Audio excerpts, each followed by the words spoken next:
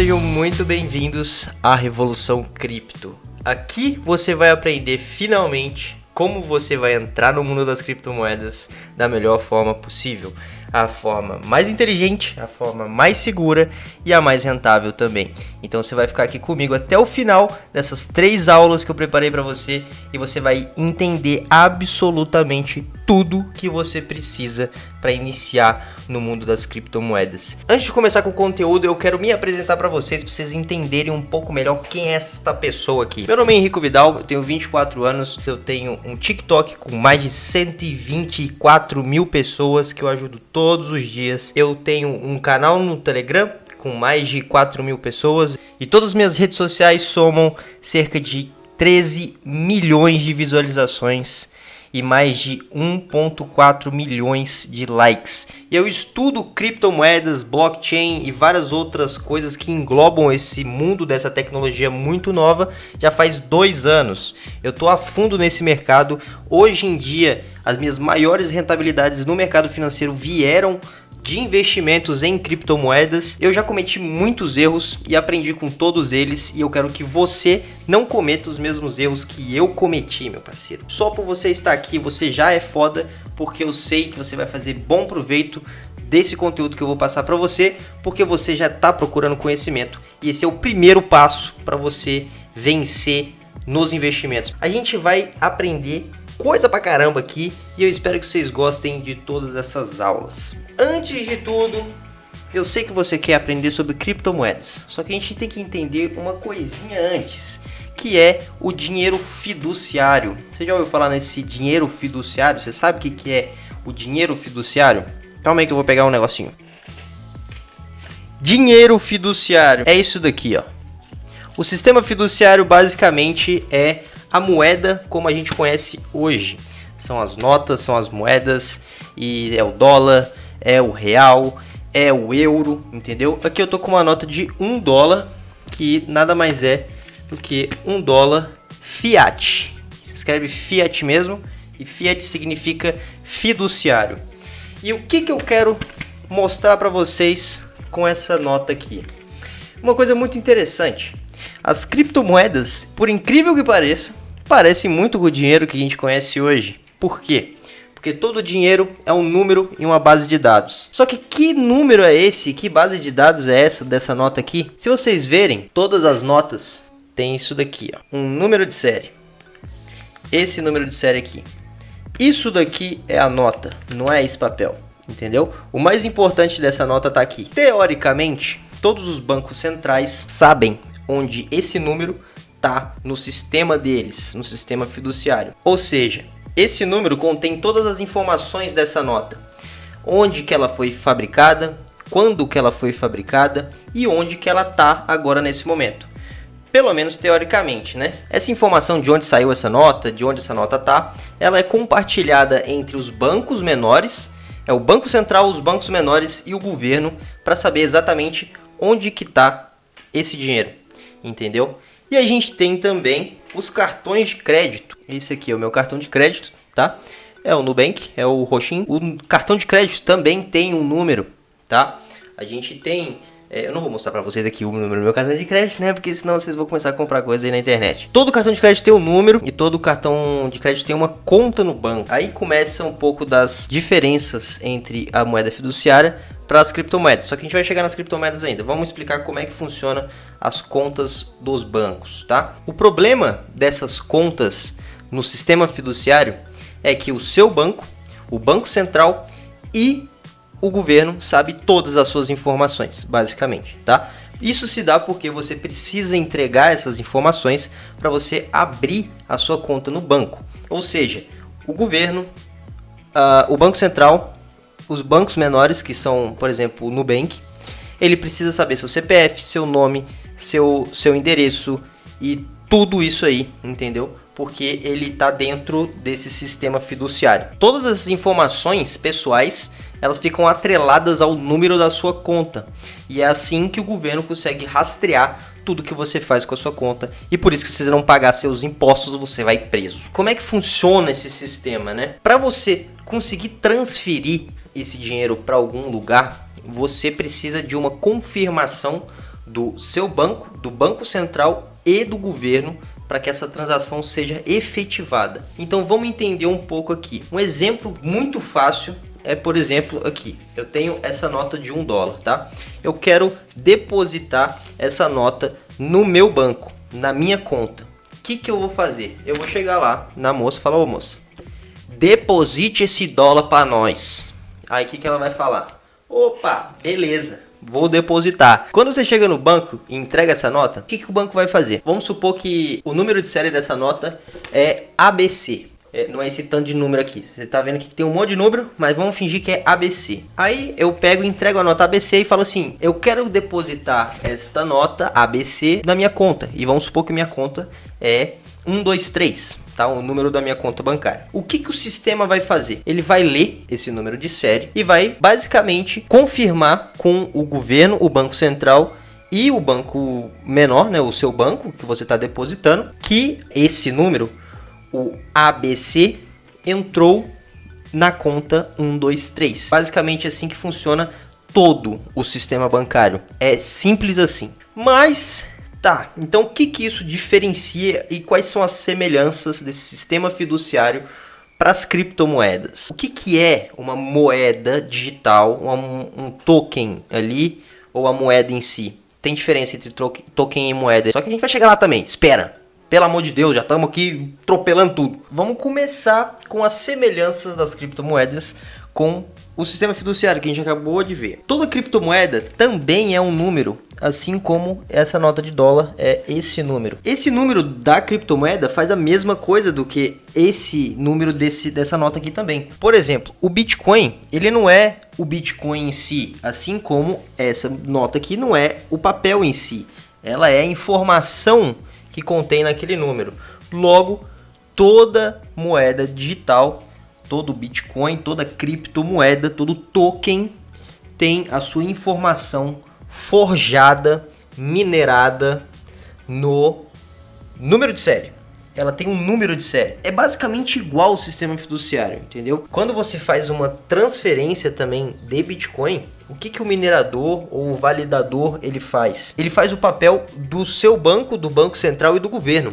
Ele fala assim, tá, esse número de série que contém essas informações desse Bitcoin que foi minerado tal hora, tal dia, em tal minerador, está sendo transferido desse número para esse outro número, entendeu? Que são as carteiras digitais. E aí que mora a mágica das criptomoedas. A gente tira a ponte que é o banco, entendeu? Para fazer nossas transferências bancárias. E é por isso que é revolucionário. Porque a gente literalmente pode quebrar os bancos, mano. É cabuloso isso. E é por isso também que eles não querem muito que isso dê certo. Só que já deu e agora eles estão correndo para entrar. Isso aí a gente vai chegar lá. Espera, rapaziada. Vocês estão muito apressados, mano. Cuidado. Com certeza vocês já compraram Shiba Inu aí. E assim como as moedas normal tem os centavos, vamos pegar o exemplo do Bitcoin. Praticamente todas as moedas elas podem ser fracionadas, tá?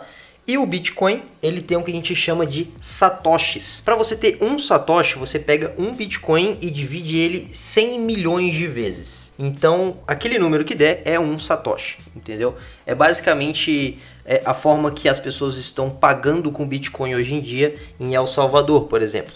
Elas já estão pagando com satoshis. Então quando você compra satoshi, você está comprando Bitcoin. É basicamente a mesma coisa. Agora vamos começar com as diferenças. O porquê que as criptomoedas são tão revolucionárias e o porquê que elas vão literalmente dominar o mundo e possivelmente quebrar os bancos. Se os bancos não se reinventarem também. É o seguinte... Para você abrir a conta no banco, a gente viu que a gente tem que entregar todas as nossas informações na mão do governo, dos bancos e basicamente eles sabem tudo que você faz porque está tudo atrelado a você, ao seu CPF. Já nas criptomoedas, para você abrir uma conta bancária, que é basicamente a sua carteira de criptomoedas, seja uma carteira física, seja uma carteira quente, tá? Carteira fria e carteira quente. Para você criar essa carteira, você não precisa de basicamente nenhuma informação pessoal sua. Então, é isso que diferencia dos bancos, porque você tem o anonimato total, tá ligado? Então, ninguém sabe quem você é, porque você passa a ser só um número na blockchain, e também ninguém precisa saber quem você é, tá ligado? E isso é muito louco, porque dessa forma a gente tira o poder das instituições e do governo de controlar onde você gasta, como você gasta, o quanto você gasta, você entendeu? Isso é a descentralização. É por isso que as criptomoedas são descentralizadas, porque elas não precisam de um banco, de um órgão central para processar as informações. Ela precisa da rede distribuída, DLT, Distributed Ledger Technology. É isso que vai mudar o mundo e é isso que a gente está investindo. Qual que é outra diferença também? Quando você deixa o seu dinheiro numa conta bancária, entendeu? Esse dinheiro não está sob sua custódia. Ele está sob a custódia do banco. E esse banco que cuida do seu dinheiro. Quando você coloca o dinheiro no banco, esse dinheiro não é seu, meu brother. Ele não tem todo o dinheiro do mundo lá. Eles usam esse dinheiro para fazer investimentos. É assim que eles ganham dinheiro. Eles precisam de você colocando o dinheiro lá dentro para que eles rendam o seu dinheiro, te entreguem uma esmola e aí eles fiquem com todo o lucro e você fica só guardando seu dinheiro lá de forma segura. Entendeu? E qual que é a diferença? Quando você cria uma carteira na blockchain, a custódia do seu dinheiro é 100% sua. É você que cuida do seu dinheiro. O dinheiro é literalmente seu. As chaves privadas daquela carteira significam a sua conta, entendeu?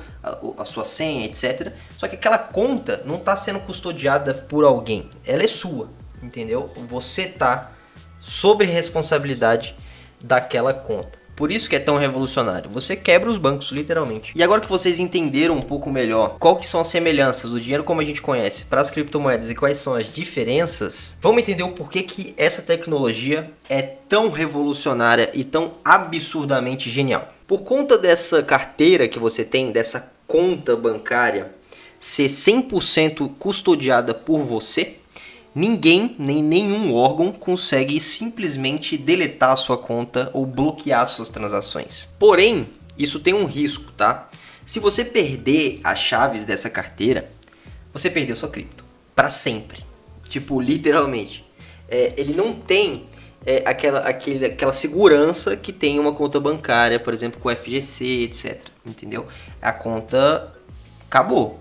Tem vários bitcoins perdidos por aí que ninguém consegue recuperar por conta disso, entendeu? Então guarde muito bem as suas chaves privadas. A gente vai chegar no ponto de segurança para vocês entenderem como é que vocês fazem isso. Como a gente falou antes, as transações elas são validadas pelos computadores que estão conectados à rede. E isso é muito louco porque tira o poder dos bancos. E por isso que é tão revolucionário. Primeiro a gente conseguiu o nosso poder de conseguir guardar sob nossa custódia o nosso dinheiro. E depois a gente deletou o banco da jogada para fazer as transações. Então assim, só isso já é genial. O mais louco dessa rede é que todas as informações da blockchain são públicas. Então assim, todo mundo pode ver o tanto de moedas que tem todas as carteiras. A gente pode ver o balanço de todas as carteiras, a gente pode ver para onde que estão movimentando esse dinheiro, tá? Então a gente consegue ver que o número tal enviou X número de bitcoins para X carteira. Não necessariamente a gente vai saber quem são os donos dessas carteiras gigantescas que tem, ou então pequenas também, mas a gente consegue ver, ou seja, é totalmente público todas essas informações. E é por isso que é tão interessante também, sacou? Porque é totalmente distribuído e literalmente todo mundo consegue ver tudo que acontece nesse sistema. Ao contrário do sistema fiduciário, que as únicas pessoas que detêm esse poder é o governo e as instituições financeiras. Para você ver esse tipo de informação, é só você entrar no Blockchain Explorer da sua moeda que você deseja ver, entendeu? Quando falamos de tirar os bancos da jogada, a gente precisa de outras formas de validar essas transações. Então, para incentivar a galera a ser um minerador ou um validador de blocos, a gente precisa remunerar essas pessoas, entendeu? Então, essas pessoas ganham com mineração e também ganham validando esses blocos. Com mineração a gente chama de Proof of Work, prova de trabalho.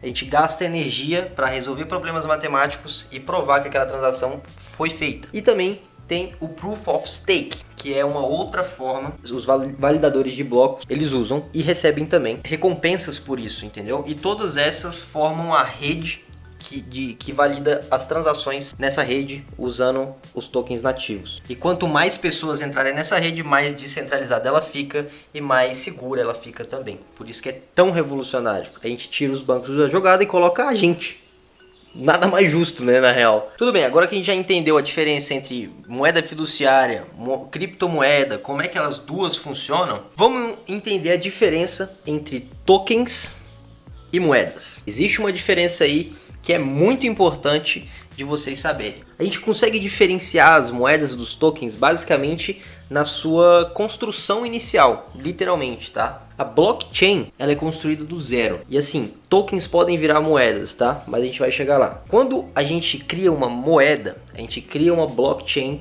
e uma moeda nativa dessa blockchain. Por exemplo, Ethereum tem Ether, Bitcoin tem Bitcoin. Então assim, é a blockchain, Ethereum e é Ether, a moeda da blockchain. E Bitcoin com letra maiúscula é a blockchain do Bitcoin e Bitcoin com letra minúscula é a moeda Bitcoin. Então, Bitcoin com letra minúscula é uma moeda, porque ela tem a própria blockchain. Ela é construída em cima de uma blockchain própria, tá? A rede dela em si é construída para que ela exista. É basicamente isso. Isso é uma moeda. Tá, mas e os tokens? Os tokens são construídos em cima do que a gente chama de contratos inteligentes. Basicamente, como é que funciona isso daí? Você tem uma blockchain própria, como a Ethereum. A rede Ethereum é a blockchain. Só que a gente tem os tokens ERC20, que são tokens criados em cima da rede blockchain. Muitos desses tokens podem virar moedas depois, é só elas construírem depois a própria blockchain. Mas a maioria dos tokens são tokens feitos em cima de outras blockchains. Um exemplo disso é a stablecoin USDC, por exemplo. A USDC, a USDT também, elas são construídas na rede da Ethereum. Ou seja, para você fazer transferências de USDC, USDT e vários outros tokens ERC20, por exemplo, Chainlink, e tem muitos mesmo, você usa a rede Ethereum, entendeu? Você paga Ether para fazer essa transação. Então, a diferença basicamente é que por trás do valor ali, por trás daquele número que significa tal moeda, tem uma blockchain que não é nativa dela, entendeu? A moeda não tem a própria blockchain, ela usa outra blockchain. Tem várias blockchains, tem blockchain da XRP, tem Cardano, tem Ethereum, tem várias blockchains de contratos inteligentes que conseguem fazer esse tipo de coisa, criar contratos inteligentes em cima delas, inclusive NFTs. NFTs fazem parte desses tokens, só que eles são tokens não fungíveis. Já as moedas são tokens fungíveis. Então, basicamente, essa é a definição de token, para vocês conseguirem diferenciar o que é um token e o que é uma moeda. E o que são altcoins? Essa palavra todo mundo fala, tem altcoin season, que eu tenho agora só altcoin. O que acontece? Bitcoin foi o primeiro, tá? É a primeira criptomoeda, a primeira blockchain que surgiu com esse intuito de virar uma moeda. E todas as outras que vieram depois do Bitcoin, a gente passou a chamar de altcoins, tá? São moedas que não são o Bitcoin. É basicamente isso, não tem muito o que explicar aqui. Tudo aquilo que não é o Bitcoin são altcoins, no mundo das moedas e tokens. NFTs é outra coisa, tá? Agora, para vocês entenderem um pouco do que dita o valor dessas moedas, seja fiduciária ou seja criptomoedas, tá? Vamos começar com o que dá o valor para esse papel aqui. O que é isso daqui? Entendeu? Por que a gente usa isso daqui para comprar coisa, né? Então, o valor do dólar, antigamente, ele era lastreado no ouro, tá? Isso a gente chamava de The Gold Standard. Então, era basicamente assim que funcionava. O banco tinha uma certa quantidade de ouro, tá? Você ia lá, depositava o seu ouro e você recebia esse ouro em formato de dólar, tá? Em papel, sacou? E, teoricamente, com o tempo você poderia ir lá e falar assim, toma esse dólar, eu quero meu ouro de volta. Até que em 1933, os Estados Unidos saiu do The Gold Standard, do padrão de ouro. E o valor passou a ser lastreado basicamente na confiança que a gente tem em quem está imprimindo dinheiro. Você já parou para pensar nisso? O dólar, ele não tem lastro. O único lastro é a nossa confiança nos políticos e governo. Você já parou para pensar nisso, velho? Olha o nosso real como é que tá.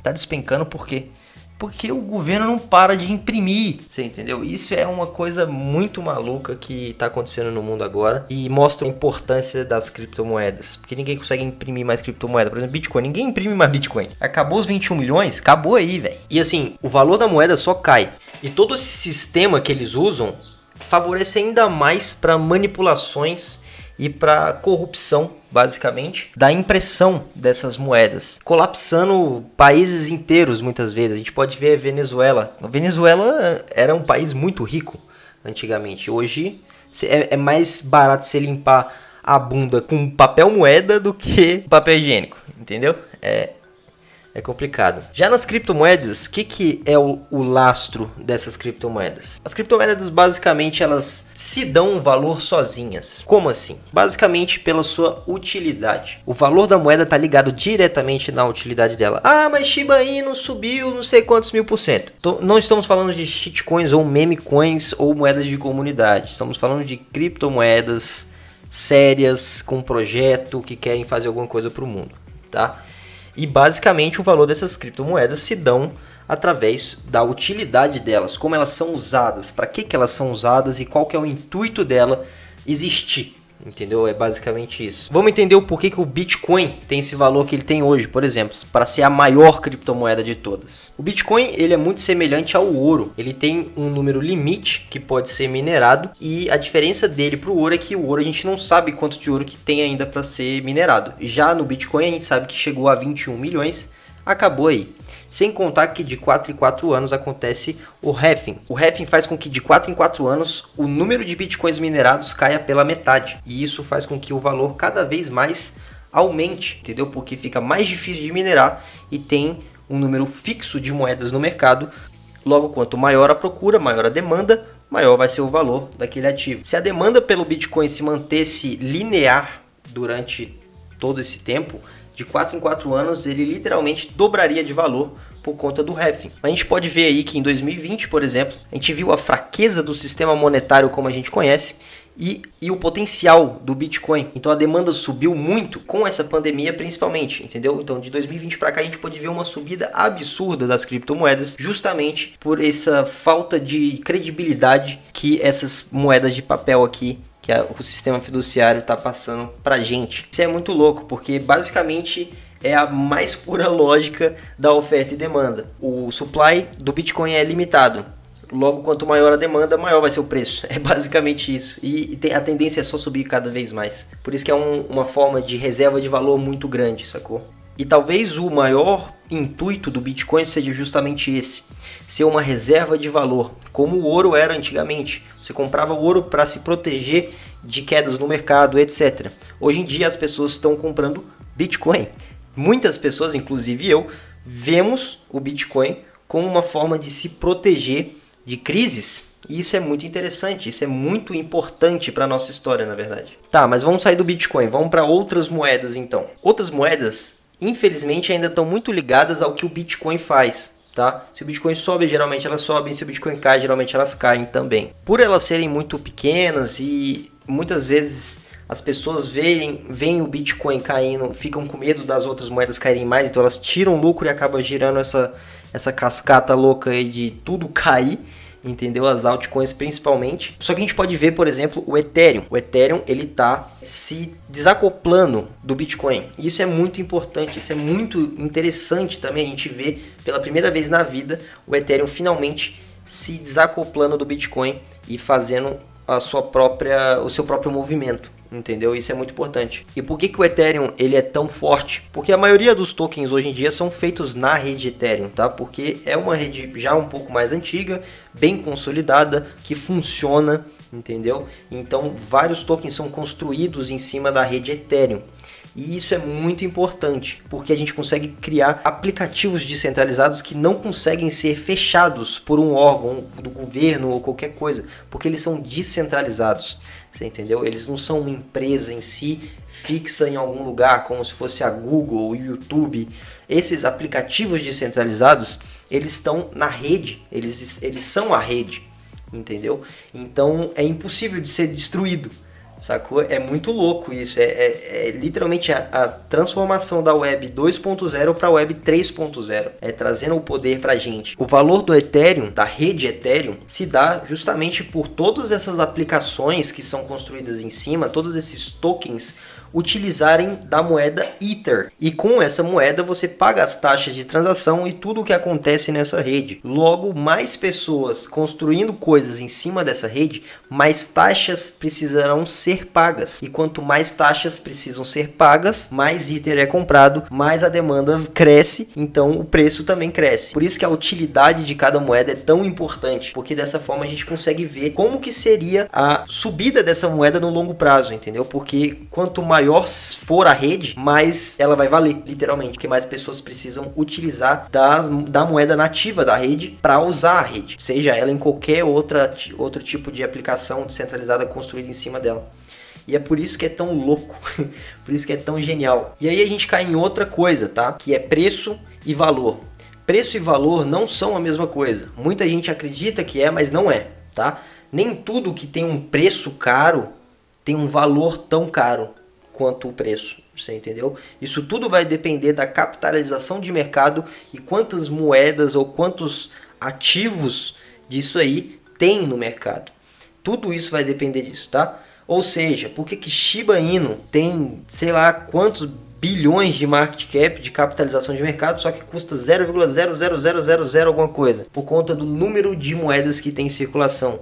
E por que Bitcoin, com um número X de capitalização de mercado, vale hoje seus 60 mil dólares? Porque só tem alguns milhões de moedas no mercado. Então, quanto menor o número de moedas, entendeu? E maior capitalização de mercado, mais dinheiro ter dentro dessa criptomoeda, maior vai ser o valor. A gente tem que entender que o preço em si não importa. Quando a gente quer ver um potencial de crescimento, alguma coisa assim, a gente tem que entender o que causaria o aumento da demanda e quanto que ela poderia crescer dado a sua capitalização de mercado com o seu número de moedas em circulação. Porque é aí que a gente vai ver se a moeda tem potencial de crescimento ou não. Já Bitcoin, por exemplo, agora ele está muito grande. Então, para ele se movimentar ganhos significativos, precisa entrar muito dinheiro. Tipo, muito dinheiro. Papo de trilhão. Entendeu? Então, assim, a gente tem que entender essa relação de valor e preço, porque o valor de uma criptomoeda se dá pela sua utilidade, e o preço é uma mera relação de capitalização de mercado com o número de moedas, e ver se essa capitalização de mercado junto com o número de moedas pode ter esse potencial de valorização com o tempo, entendeu? Dado o seu valor, dado o aumento da demanda. E o que causa a volatilidade desse mercado? Vamos entender um pouco o porquê que esse mercado é tão maluco assim, que sobe tão rápido, cai tão rápido e muitas pessoas ficam com medo. É muito doido. O mercado de criptomoedas em si, o mercado todo, tá? Bitcoin e todas as outras moedas, tem mais de 10, 15 mil moedas, sei lá quantas moedas tem. Ele é muito pequeno. Tipo, muito pequeno mesmo. A capitalização de mercado das criptomoedas é muito menor do que o das ações na bolsa de valores, por exemplo, ou de metais preciosos e outros tipos de investimento, tá? E é por isso que é tão volátil. E como é uma coisa um pouco abstrata, que não é muito fácil de entender, muito dinheiro entra muito rápido e sai muito rápido. E como é um mercado pequeno ainda, sei lá, chegou a 3 trilhões, bateu ali o market cap total em 3 trilhões, é um mercado muito pequeno, tá? E é por isso que qualquer movimentação brusca de dinheiro vai causar uma queda muito rápida ou uma subida muito rápida. É os dois lados. E como a gente está lidando com um ativo que tem pouca grana e é muito volátil, a gente acaba atraindo mais pessoas que são traders. E os traders, eles precisam da volatilidade, tá? Então, assim, por isso que muitas vezes os movimentos são muito bem calculados com análise técnica. Porque dessa forma, são os traders que estão movimentando o mercado. E a gente não está falando de qualquer trader, a gente não está falando do trader que fica no computadorzinho dele na casa. A gente está falando de instituições financeiras, tá? De coisa gigantesca, de bilhão sendo movimentado. Então, assim, as baleias desse mercado movimentam ele com trade. E por que, por exemplo, as ações elas são menos voláteis do que as criptomoedas? Porque tem menos trader do que holder. Os holders são a maioria das pessoas que investem em ações, por isso que o preço é mais linear e as quedas são mínimas. A gente vê ali, sei lá, correções de 2% e o povo já fica doido. Nas criptomoedas, por dia, pelo menos uma virada aí de 5%, 7% vai ter. Se isso acontecesse, por exemplo, nas ações, ia sair notícia em todos os jornais. Então, assim, é muito volátil e a gente tem que entender que é porque é um ecossistema muito pequeno ainda, tá? Mas isso vai crescer, isso aí tem uma projeção de, sei lá, de 5, 10 anos para multiplicar 100, 200 vezes o número do market cap, tá? Então, assim, a capitalização de mercado vai subir muito ainda nessa categoria de ativos e por isso que a gente está tão no início ainda. Isso é muito bom pra gente, tipo, muito, muito bom mesmo.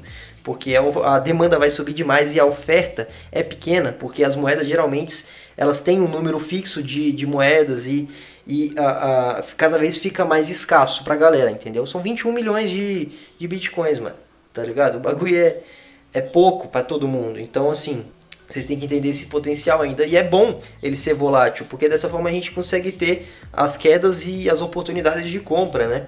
A gente vai comprando de pouquinho em pouquinho ali e fica tudo certo. Por exemplo, agora mesmo eu tô gravando, tá tendo uma queda absurda. Já fiz minhas ordens, já pegou algumas ordens lá também e etc. Puxando um gancho aí da volatilidade, a gente tem que entender qual que é o risco-retorno dessas criptomoedas, tá? Seja Bitcoin, seja Ethereum, seja qualquer uma que você esteja entrando. Por que diabos você vai investir seu dinheiro suado em uma categoria de ativos tão nova, tão instável e tão arriscada quanto as criptomoedas? Bom, é basicamente porque as criptomoedas, da forma que elas são construídas e elas funcionam, elas resolvem basicamente todos os problemas do sistema financeiro mundial que a gente tem hoje em dia, que é lento, caro e ruim, basicamente. Agora vamos entender o risco-retorno dessas coisas. Tem que entender que quanto menor o projeto for, mais arriscado ele é. Porém, ele tem uma potencial valorização muito maior. Só que eles são muito arriscados porque a maioria dos projetos pequenos, eles ainda não têm o seu papel, o seu objetivo comprovado, entendeu? Então é basicamente especulação que você está fazendo. Só que Ethereum um dia foi uma moeda pequena também. Você quer correr esse risco? Você tem que se perguntar isso. E com isso você tem que controlar suas emoções. Tipo, literalmente, você tem que saber olhar aquilo ali despencando e falar, meu Deus, calma, vamos ver o que vai virar. Lógico que você tem que procurar projetos bons para que você fique tranquilo com essas quedas e compre mais.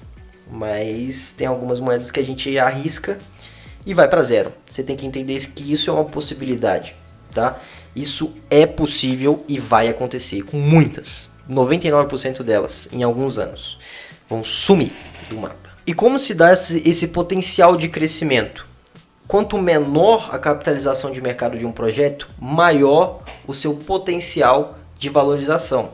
É muito simples isso, porque tem pouca grana lá. Então qualquer grana que entra ou sai movimenta o preço, tanto para baixo quanto para cima. Você quer um potencial muito grande de valorização, você vai correr muito mais risco do que comprar Bitcoin, por exemplo. Para o Bitcoin para zero, tem que sair bilhões e bilhões e bilhões dele, entendeu? Já para uma criptomoeda que, sei lá, tem 100 milhões de market cap, é muito fácil ela ir para zero, porque pode ser um golpe, ninguém sabe, é um projeto novo. Só que assim, tem gente que não suporta esse risco, então você tem que entender qual que é o seu perfil de investidor. Se você está disposto a correr mais risco, se você pode correr mais risco com aquele dinheiro, entendeu? Então você tem que saber muito bem onde você está entrando. Eu vejo um monte de gente comprando um monte de moeda aí sem nem saber o que está acontecendo. Aí a moeda despenca ali, sei lá, 50% numa queda do Bitcoin e não sabe por quê. Porque a capitalização de mercado é pequena. O potencial dela é gigante, só que você pode perder 100% do seu patrimônio, entendeu? A gente tem que entender o risco-retorno assim. Tá bom, eu estou entrando nesse projeto. Eu posso perder 100% do meu patrimônio que eu coloquei. Mas quanto que é a porcentagem para cima que eu posso ganhar com esse projeto? Você entendeu?